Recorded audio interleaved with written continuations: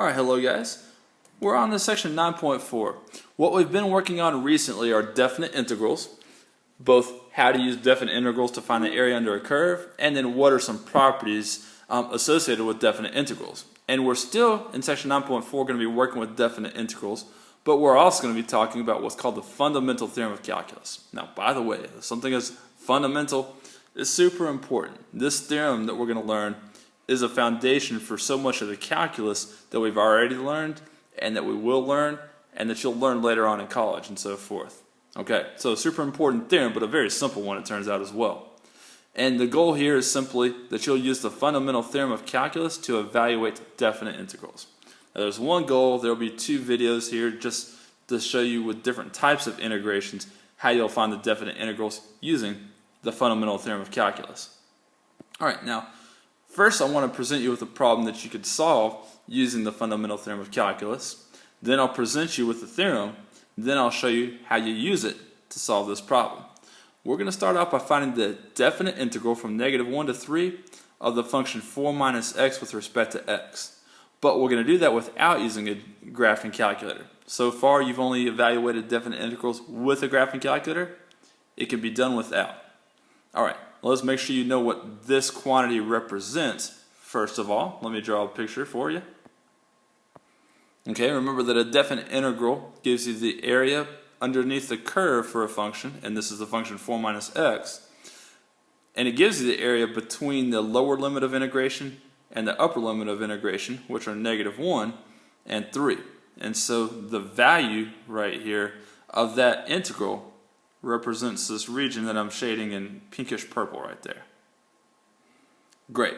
Now let me present you with the fundamental theorem of calculus so that you can see how this works.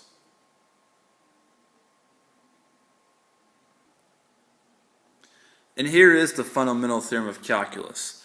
There are some assumptions we got to make for this theorem, and the first assumption that we've got to make is that we have some function f that's continuous on the interval from a to b. Alright? And then assuming that f is continuous on the function from a to b, on the interval from a to b, and that capital F is the antiderivative of that same function on the interval from a to b, then the definite integral from a to b of function f can be found this way. What you do is you evaluate the antiderivative of that function from a to b. Okay, now you've not seen this notation right here, but basically this is what that notation means, is that you find the antiderivative f and you plug in the upper limit of integration.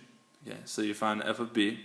Then you take that same antiderivative and substitute in the lower limit of integration, so f of a, and then you find the difference between those two quantities. Alright, that's how the fundamental theorem of calculus works, and it basically is a way for evaluating definite integrals with the assumptions that you saw up here. And we can apply that to this problem that we were just working on a moment ago.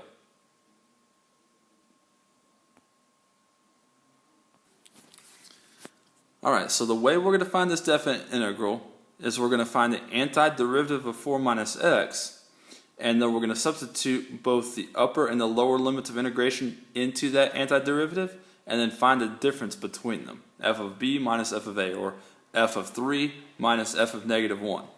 So when you write out the problem, it's going to look like this. First of all, we've got to integrate 4 minus x, and you know that the antiderivative of 4 is just 4x with respect to x, and that the antiderivative of x is 1/2 x squared with respect to x. Now pay attention to the notation. I found the antiderivative, and I want to indicate that I'm evaluating it from -1 to 3, and I'll do so just by putting a -1 and a 3 after the brackets that I just closed.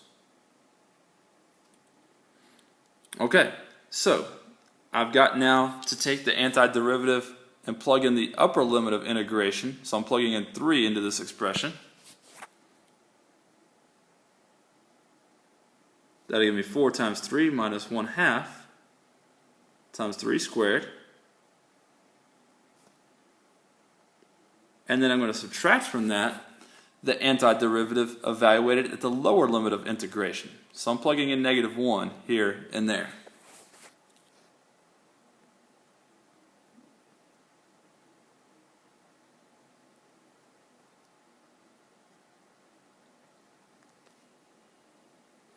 Alright, now I'm going to do a little bit of math here. Alright, you can see how I would get 12 minus 9/2 hopefully, and how here I would get -4 minus 1/2. And then if you go ahead and simplify each of those expressions, you're going to end up with 12. I'll trust that you can do that math to get from the last step to the last step from the previous step. Okay, so there's a definite integral. Now I want to verify too that worked, that it actually found us the area underneath the curve from -1 to 3. And the way I'm going to verify that is this. I chose this function 4 minus x because the area under the curve gave us a geometric figure that we know how to find the area of. And so we can use the formula for finding the area of a trapezoid in order to verify that the area indeed is 12 and that our definite integral that we found using the fundamental theorem of calculus worked. Alright, so let's show that. Hopefully you remember that to find the area of a trapezoid, a formula that you can use is 1/2 times the height times the sum of the bases. Alright, now the height of the trapezoid being the distance between its two parallel sides, and that's going to be the 4. And then of course the parallel sides are the bases, 5 and 1. So we're going to get 1/2 times 4 times 5 plus 1.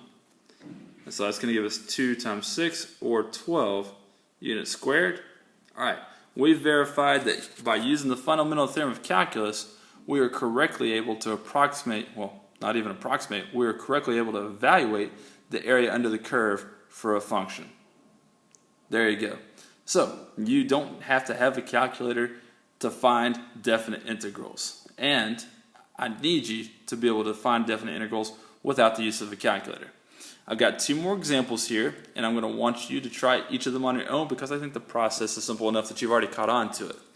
Alright, start off with this one where you know that you're going to first integrate the function f of x right here, and then you're going to evaluate its antiderivative from -5 to 0. Try it out and then check your work against mine.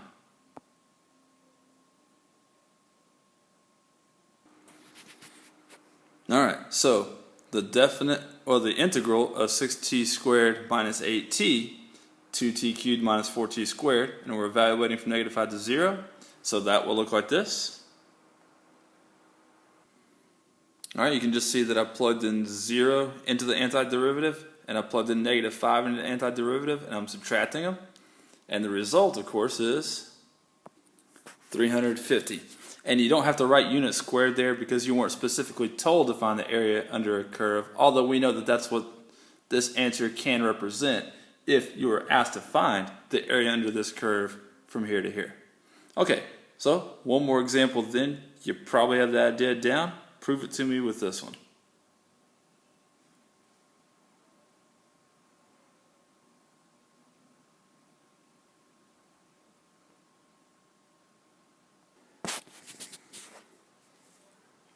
Alright, check your work. You see that I rewrote the square root of u as a power function. Alright, no surprise to you there.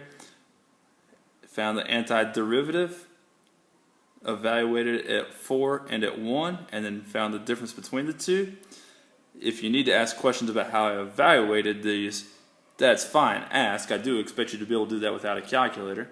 Alright, and, well, the result in the end is that you're going to get 41/3. Great. Now, there is one question that I hope you've had in mind this entire time once I presented the FTC to you, and that is, what in the world happened with the constants of integration? Don't we always have to have a constant of integration whenever we integrate a function? Well, the answer is, it's taken care of with the fundamental theorem of calculus. You don't have to include it. So I want you to figure out why you don't have to include it. Thanks for listening. See you in class. See you in the next video. Peace out.